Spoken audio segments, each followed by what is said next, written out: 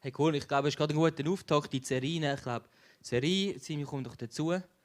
Die Serie ist geprägt von Freude.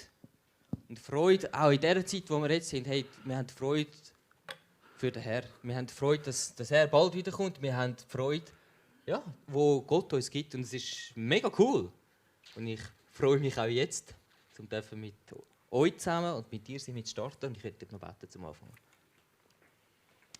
Jesus, danke vielmals, bist du anwesend unter uns. Gehst du durch die Reihe durch und kennst du uns, Jesus? Du als grosser Schöpfer. Als der alles in der Hand hat, als der alles lenkt. Und ich bitte dich auch um die Lenkung vom Simi, dass du ihm die richtigen Worte geben darfst, die er uns weitergeben darf. Dass du uns in die Herzen redest, dass wir aufmachen können, dass wir erkennen können, wer du bist, was passiert und dass wir uns freuen an dir, Jesus. Danke vielmals, bist du da. Amen. Amen. Danke für den super schönen Einstieg in die neue Predigtserie. Freut euch! Wir wollen zusammen den Philipperbrief anschauen, da reintauchen und reingehen, weil er ein Brief der Freude ist. Wir werden die nächsten 4 Sonntage uns mit diesem Philipperbrief beschäftigen. Der wird uns neu gehen, der wird uns packen, der wird uns irgendwo mitnehmen. Und ich freue mich, darf ich mit euch den ersten Teil machen. Und vielleicht auch ein bisschen Freude wecken, um dann auch zu Hause ganz persönlich für dich den Philipperbrief zu studieren. Die Philippi-Gemeinde ist die erste Gemeinde, die Paulus in Osteuropa gegründet hat. Und in der Apostelgeschichte 16 können wir lesen, wie diese entstanden ist. Und da sind so eindrückliche Sachen passiert, wie Lydia, die Frau, die zum Glauben kam, und Paulus und Silas, die zusammen im Gefängnis waren und übernatürlich daraus befreit wurden. Und die ganze Situation ist da wunderbar beschrieben. Man merkt auch, dass die Gemeinde Philippi schon dazumals der christliche Glauben sehr angefochten wurde und sehr umkämpft wurde. Also sie hatten immer wieder mit Feinden zu kämpfen, die sich gegen das gewehrt hatten. Und so war es auch schon damals, als Paulus ins Gefängnis geworfen wurde, war es so. Aber auch später, als Paulus den Philipperbrief schreibt, sind da noch diese Konflikte und diese Auseinandersetzungen zwischen dem Volk und den Christen, weil sie sich irgendwie gegen das gewehrt haben. Die Situation, wo Paulus diesen Philipperbrief schreibt, ist, als Paulus in seiner Zeit war, wo er im Gefängnis war. Nicht in der Zeit, als er in Philippi im Gefängnis war, sondern er wurde später wieder festgenommen für das, dass er sich eingesetzt hat, für das Evangelium und die frohe Botschaft weitergeteilt hat, wurde er wieder festgenommen. Und er war da im Gefängnis. Und in so einem Gefängnis zu stecken, war bestimmt keine freudige Sache und es war auch bestimmt keine dankbare Sache. Aber Paulus bringt da eine extrem spannende Perspektive rein. Er war also da in diesem Gefängnis und hat für die Gemeinde Philippi diesen Brief geschrieben, den Philipperbrief. Und der Philipperbrief, der kann uns für heute so viel mitgeben und wir starten mit den ersten 11 Versen und ganz am Anfang wollen wir diese 11 Verse zusammen lesen. Wenn du deine eigene Bibel dabei hast, schlag sie auf und wir wollen darüber nachdenken, was heißt es, ein Leben zu Gottes Ehren leben.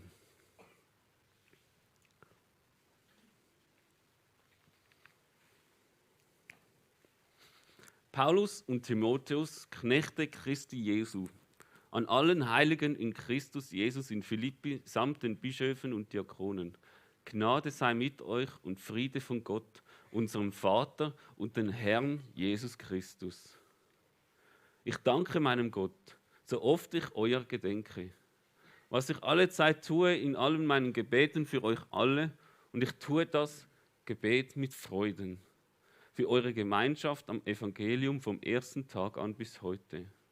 Und ich bin darin in guter Zuversicht, dass der in euch angefangen hat, das gute Werk, der wird es auch vollenden bis an den Tag Christi Jesu. So halte ich es denn für richtig, dass ich es von euch allen denke, weil ich euch in meinem Herzen habe, die ihr alle mit mir an der Gnade teilhabt in meiner Gefangenschaft und wenn ich das Evangelium verteidige und bekräftige.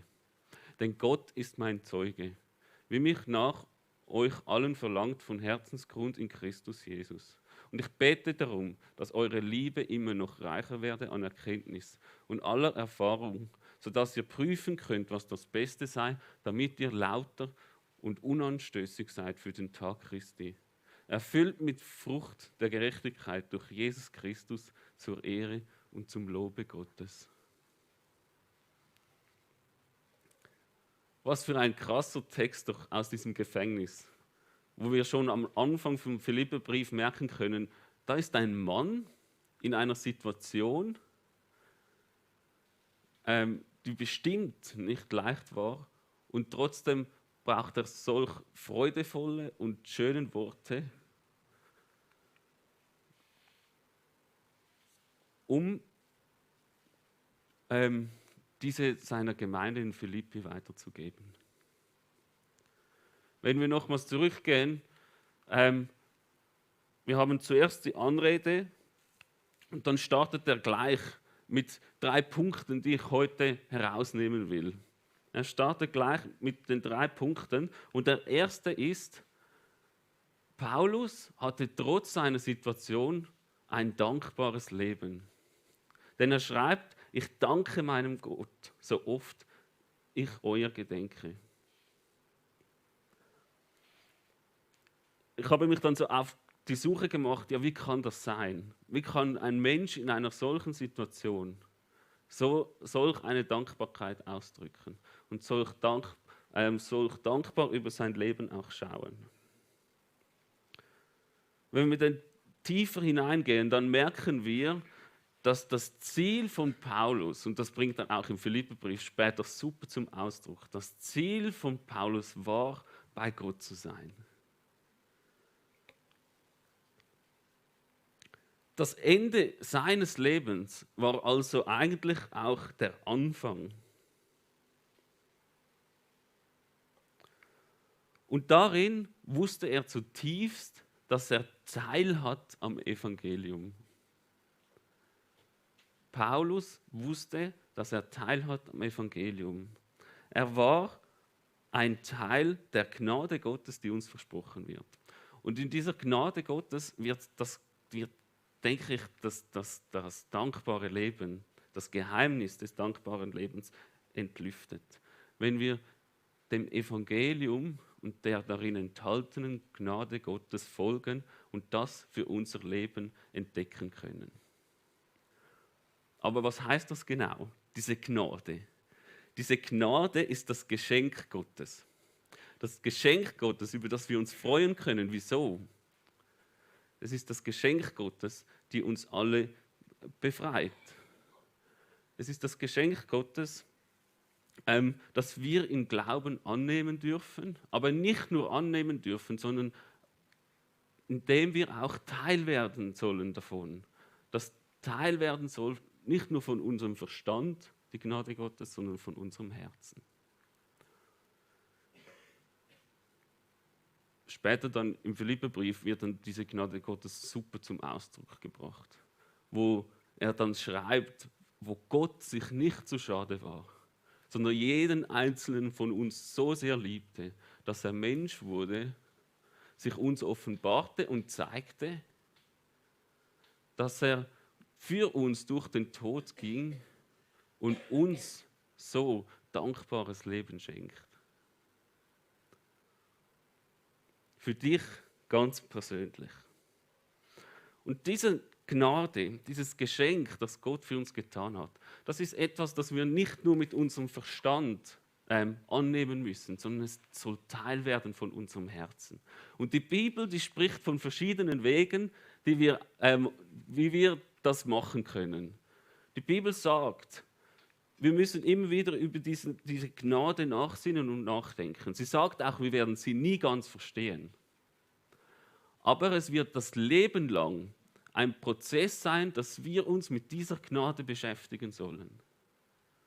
Wir dürfen also nicht einfach da stehen bleiben und sagen, okay, ich glaube, jetzt habe ich die Gnade verstanden und so und ich glaube, ich weiß, was Jesus für dich getan hat. Nein, weil es geht immer noch viel tiefer, als du es dir vorstellen kannst. Und es gibt immer noch viel mehr zu entdecken, als du dir vorstellen kannst. Und diese Gnade ist so weit und groß, dass wir das für uns entdecken müssen. Wir müssen da aktiv rangehen. Und die Bibel spricht von Sachen wie, wir sollen die Bibel studieren. Wir sollen immer wieder dieses Evangelium für uns hören. Wir sollen über das Evangelium beten und mit Gott über das Evangelium und diese Gnade im Gespräch sein. Wir sollen Gott auch in dieser Gnade oder für diese Gnade gerade anbeten. Wir sollen uns immer wieder vom Heiligen Geist erfüllen lassen. Und wir sollen zusammen das Abendmahl feiern, wo wir in Gemeinschaft zusammen an diese Gnade denken können.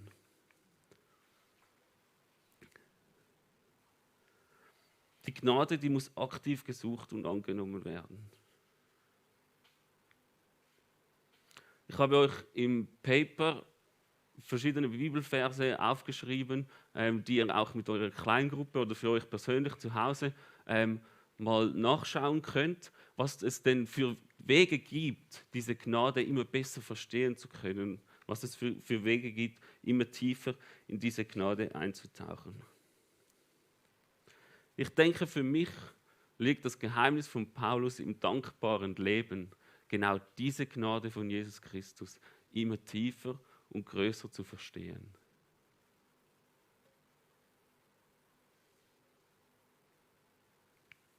Der nächste Punkt und nächste Vers im 4, was ich alle Zeit tue, in allen meinen Gebeten für euch alle, und ich tue das Gebet mit Freuden. Paulus war in dieser Situation, er hatte ein dankbares Leben aufgrund der großen Gnade Jesu Christi. Und er war bereit, in dieser Situation, die bestimmt nicht einfach war, freudig zu beten. Freudig zu beten, was ich alle Zeit tue, in allen meinen Gebeten für euch alle, und ich tue das Gebet mit Freuden. Wenn wir das Gebet ein bisschen auseinandernehmen, das darin formuliert wird in den nächsten Versen, für eure Gemeinschaft am Evangelium vom ersten Tag an bis heute, kommen wir dann zu diesem Gebetsausdruck, wo er sagt, und ich bin darin guter Zuversicht, dass der in euch angefangen hat, das gute Werk, der wird es auch vollenden bis an den Tag Christi Jesu. Er drückt also ein Gebet voller Freude aus in großer Zuversicht. Für mich heißt also, ein freudiges Gebet ist auch ein Gebet voller Zuversicht. Er betet hier nicht um etwas oder für etwas, sondern er setzt ein klares Statement und hält an der Verheißung Gottes, die er verspricht, fest. Das Gegenteil von Zuversicht sind ja Zweifel oder Ängste. Und ich glaube, so Ängste und Zweifel in unserem Leben sind ganz normal. Ich hatte gerade in dieser Woche für die Vorbereitung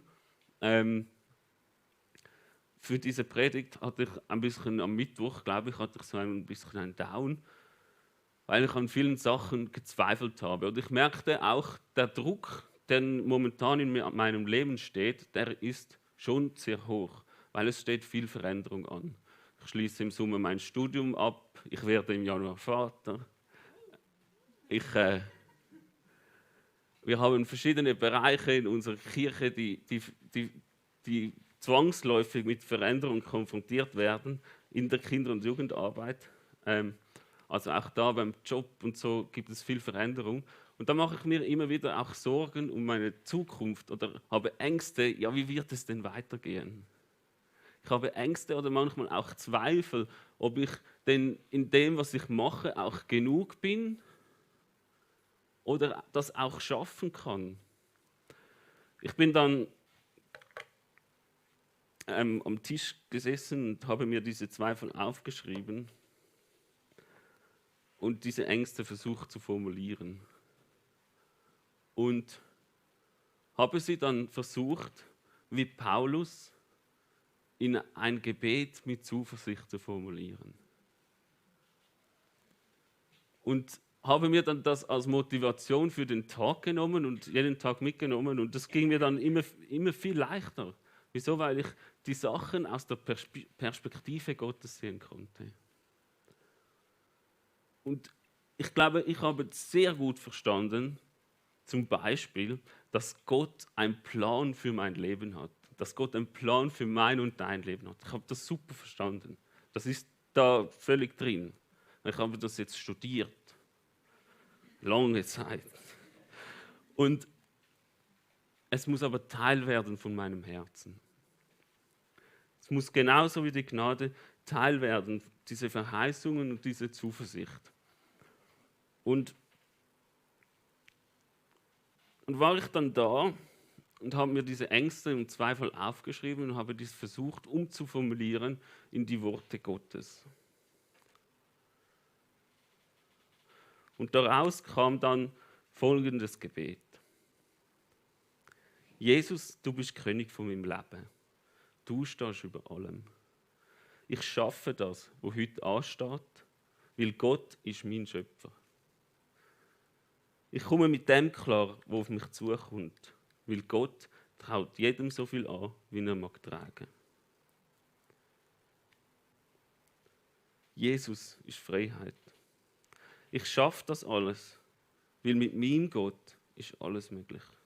Gott hat einen Plan für mein Leben. Er hat Großes vor mit mir. Gottes Reich ist bei mir, um mich und in mir. Ich mache mir keine Sorgen, dass ich je genug wird haben, weil Gott ist ein großzügiger Versorger. Ich habe eine super Familie, gute Freunde und besonders eine Frau, die mich liebt. Mein Leben wird mit Jesus größter Abenteuer und super spannend.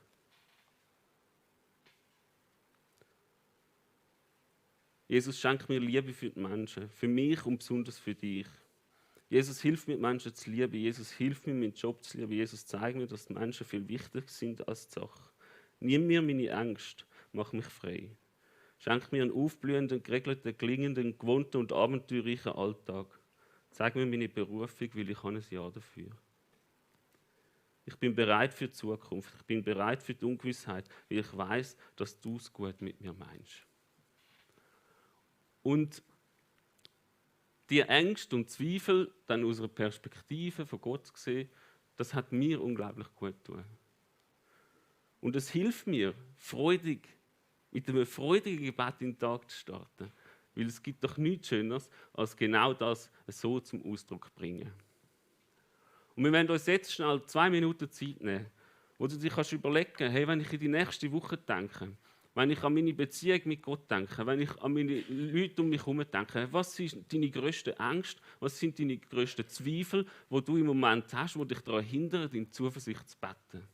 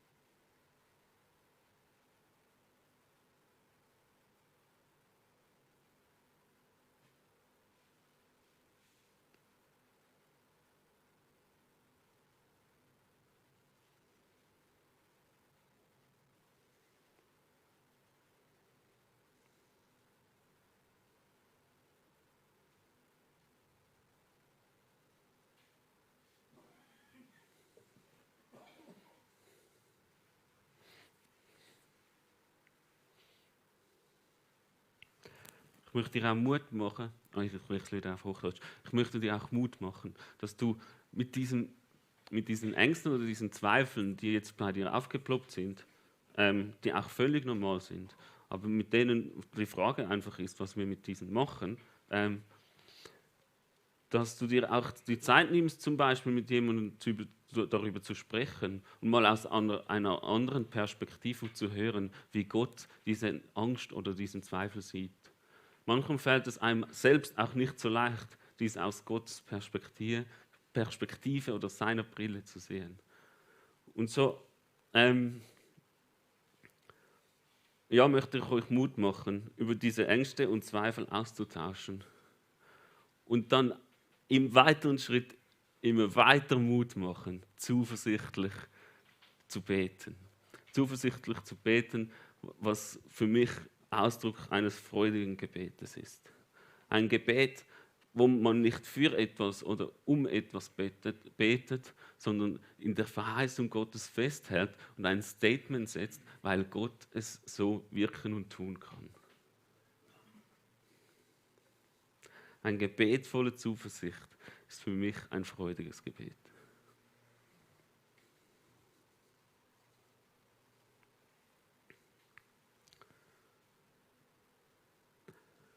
In Philipper 1, Vers 6 möchte ich nochmals lesen und ich bin darin guter Zuversicht, dass der Herr in euch angefangen hat, das gute Werk, der wird es auch vollenden bis an den Tag Christi Jesu.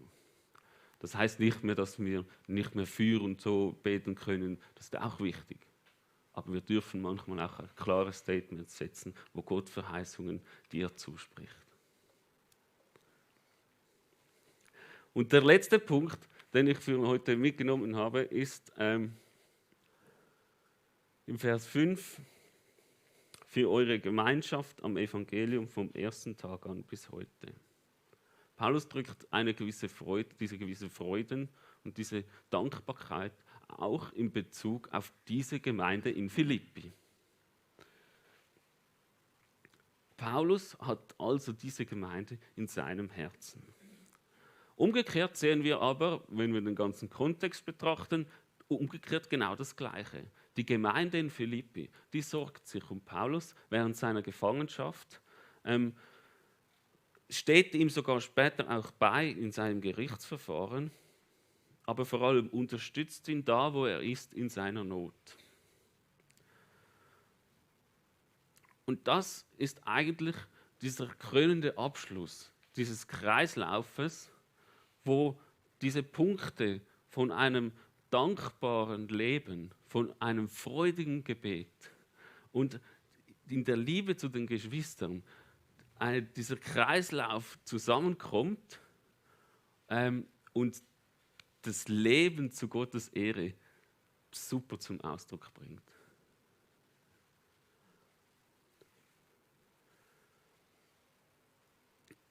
Weil ich denke, diese Punkte, diese gehören alle zusammen. Je mehr wir die Gnade Gottes verstehen können, desto mehr können wir freudig beten. Und je mehr wir die Gnade und die Freude in unserem Leben haben gegenüber Gott, desto mehr können wir unsere Geschwister lieben.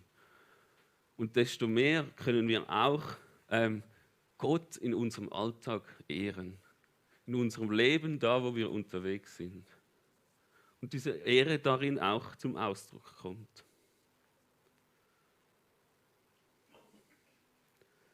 Es ist also ein wunderschöner Kreislauf, in dem Gottes Wirken auch in deinem und meinem Leben sichtbar wird. Und wer ist diese Gemeinschaft am Evangelium? Es sind die Menschen, die für das Evangelium kämpfen. Und meine Frage für dich ist, wo kämpfst du? Mit wem kämpfst du für das Evangelium, für die Botschaft der Gnade von Jesus Christus?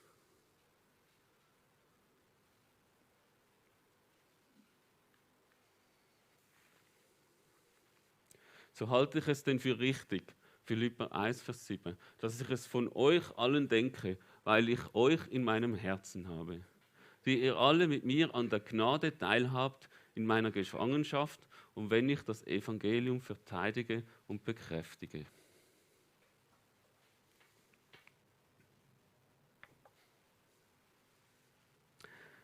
Der Philipperbrief, der ist in einer Situation, die definitiv nicht voller Freude ist, aber Paulus hat so viel Grund zur Freude und Dankbarkeit. Und ich möchte dir Mut machen, dieses Buch für dich persönlich in den nächsten Wochen selbst durchzulesen. Es gibt da verschiedene Hilfen, wie du das machen kannst. Man kann es mit Bible-Tunes hören oder man kann es auf YouTube dir vorlesen lassen oder direkt im Bible-App kannst du dir das auch vorlesen lassen, wenn du nicht gerne liest. Oder man kann es natürlich durchlesen oder man kann es auch mit Studienbibel direkt noch mit Kommentare erweitern, und damit man noch mehr versteht, was da alles vorkommt und so. Ich mache euch Mut, das auszuprobieren. Ich möchte euch auch mitgeben, diese Gnade immer mehr zu vertiefen. Ich habe diese auf dem Handout, das kann man runterladen, oder man kann es auch hinten mitnehmen, diese verschiedenen Punkte, wie man diese Gnade immer mehr vertiefen kann und auch diese Sehnsucht, ein bisschen diese Gnade mehr zu verstehen, zum Ausdruck bringen, habe ich euch hinten aufgelistet. Und da möchte ich euch Mut machen, mal einen Weg rauszupicken und den vielleicht mehr in eurem Alltag zu integrieren.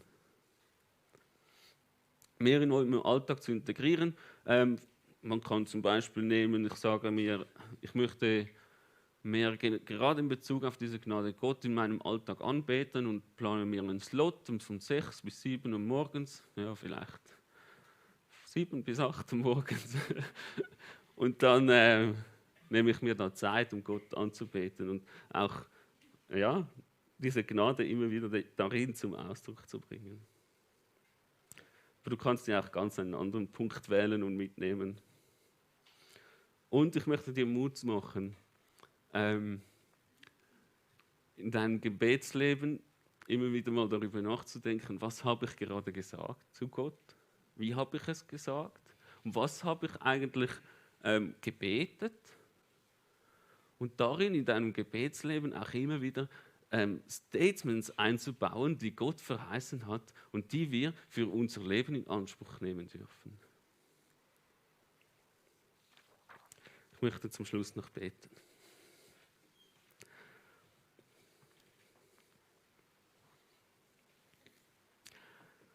Jesus, ich danke dir für deine unglaublich große Liebe, für dein Geschenk, das du für uns getan hast. Diese Gnade, die können wir nie ganz begreifen, weil sie so unendlich groß und weit ist. Und trotzdem wollen wir versuchen, dass es Teil von uns wird, dass wir es immer mehr verstehen können, damit unser Leben immer mehr ein Leben der Ehre, zur Ehre Gottes sein werden kann. Hilf uns mutig und zuversichtlich zu beten, freudig zu beten. Wieso? Weil wir es dürfen, weil du sagst, hey, ich habe so viele Verheißungen in der Bibel, die wir nehmen können und darin freudig dürfen vorwärts beten.